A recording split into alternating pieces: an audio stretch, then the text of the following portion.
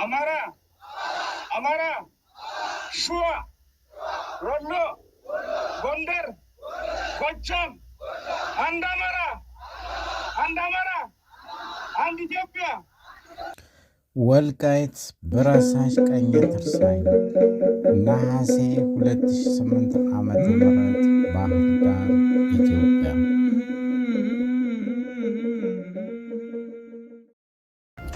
ጅንኑ አማራ ጎበዝ። ይህ የሰሞኑ የሱ ፖለቲካ አሳቃችሁ ወይስ አሳቀቃችሁ? ይገርማል። አንዳንዴ ጥማታቸው ሱፍ ነበሩ ወይ ያስብላል። ሱፍ አውልቀው ለገቡበት ትግል በሱፍ መደለል ምን ይሉታል?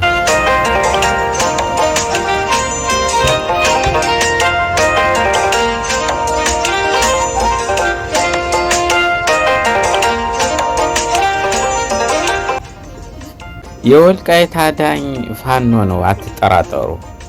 ደግሞ የምትወዛገቡ ካላችሁ አስተውሉ። ሲቀጥል ለብልጽግና የውሸት ፋብሪካ ቦታ አትስጡ። ተረት ቅዠትና ውሸት ሲደባለቁ ማንን ይመስላሉ ብትሉኝ፣ አንድም የአብይ አህመድን የሴራ ፖለቲካ፣ ሁለትም አማራንን ባዮች ተሸናፊ እጅ ሰጭ ምስኪኖችን ይመስላሉ።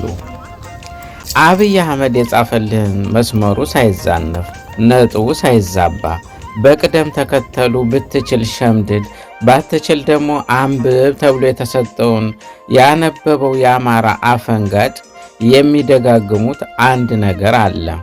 ፋኖ ከህወሓት ከኤርትራና ከግብፅ ጋር ይሰራል የሚል። እሰይ እንኳን ሰራ። ለመሆኑ ከህወሓቱ ጌታቸው ረዳ ጋር የሚሰራው ማን ነው?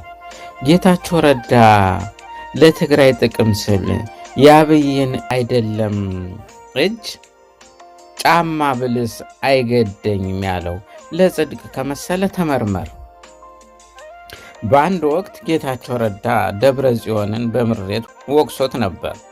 በወቀሳውም ኮሽ ሳይል እና ያለምንም ተኩስ አሁን ራያን በያዝንበት መንገድ ወልቃይትና ጠለምትን እንድንይዝ አብይ ሁሉን ነገር አመቻችቶ ነበር። ነገር ግን በመስገብገባችን እስካሁን አልተሳካም ብሎ መናገሩን አማራ መዝግቦ ይዟል። የዚሁ ተልእኮ ቅጥያ መሰለኝ ባለፈው ሳምንት ጌታቸው ረዳ የአሜሪካ አምባሳደርን ይዞ ወልቃይት ሂዶ ነበር። በሴራ ከተሞላው የወልቃይት ጉብኝት መልስም አምባሳደሩ የሰላም አስከባሪ ወታደርን እንደ መፍትሄ አንስተውታል ብቻ ሳይሆን የወልቃይት አስተዳደር ሊፈርስ ነው የሚል ግልጽ መግለጫ ለሪፖርተር መስጠቱ ይታወሳል። እና ማን ነው ከወልቃይት ጋር እየሰራ ያለው? እና ማን ነው ወልቃይትን አሳልፎ ለመስጠት ከህወሓት ጋር እየሰራ ያለው? እስኪ ንገሩን።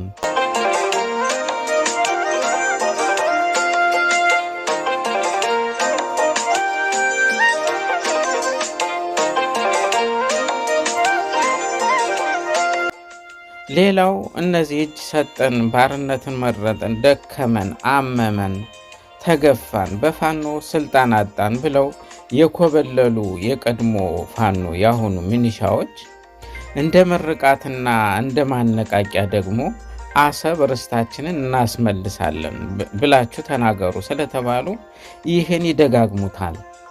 ግን አማራ ጆሮ ጥጥ ነው፣ ሌላ የህልውና ጉዳይ አለበትና እነዚህ ወዶ ገብ አማራዎችና አተላዎች ከአሰብ በፊት አማራዎች እየተመነጠሩ አሊዶሮ ላይ ስለመጠለፋቸው ጥያቄ አያነሱም። እነ ጃል ማስረሻ አዲስ አበባ አትገቡም ተብለው እንጦጦ ላይ ስለሚመለሱት አማራዎች ጥያቄ የላቸውም። እነ ኮሎኔል ሙሀባው ለዘመናት በኖሩበት የልጅ ልጅና ሀብት ባፈሩበት ፒያሳና 4 ኪሎ ስለተፈናቀሉት አማራዎች ደንታ የላቸውም። ጭራሹንም እነ ጃል ኢያሱ አባተ በደስታ እከሌ እዚህ ነበረች፣ ግራዝማች እከሌ ቤታቸው እዚህ ነበር እያሉ እየተመጻደቁ በአማሮች ፍርስራሽ የተተከለውን አበባና የውሃ ፓርክ ሲጎበኙ ዋሉ አዲስ አበባ ላይ። እንግዲህ እነዚህ ጉዶች ነበሩ አማራን ነፃ እናወጣለን ብለው በምርቃና ወደ ጫካ የገቡት።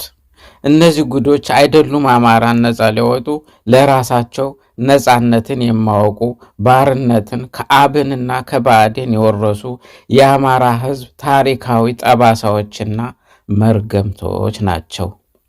በመሰረቱ አብይ አህመድ የእጅ ስጡ ተንበርከኩ 1000 ዓመት ልንግዛችሁ ጥሪ እንጂ የሰላም ጥሪ አድርጎ አያውቅም። የማድረግም ፍላጎት የለውም። ለሰላም የዘመሩ ሰላም ይስፈን ያሉ ዜጎች እስካሁን ድረስ በእስር ቤት እየማቀቁ ይገኛሉ። የአብይ ሰላም የእጅ መስጠት ሰላም ነው። የአብይ ሰላም የእጅ ስጡና ግቡ ነው። ስለሆነም የአማራ ጥያቄዎች በአብይ አህመድና በሽመልስ አብዲሳ ሊመለሱ አይችሉም። ኮሎኔል ደመቀ በአንድ ወቅት ፋኖ ለምን እንደሚታገል አይገባኝም ያለውን አስታውሰን ፋኖማ ወልቃይት ብረሳሽ ትርሳኝ ያለው ትውልድ መሪ ድርጅት ነው ለማለት እወዳለሁ።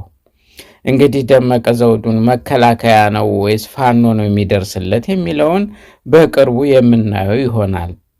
ወዳጄ ዝም ብለህ የአንድነትህን ዋርካ፣ የትግልህን ቀንዲል፣ የአማራን ተስፋ፣ የአማራ ፋኖ ብሔራዊ ንቅናቄን ደግፍ።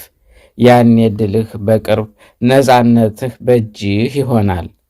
ነፃነት ነኝ። አበቃው። መልካም ጊዜ። ፍትህ ፕረስን ሰብስክራይብ፣ ላይክ እና ሼር ያድርጉ። አመሰግናለሁ።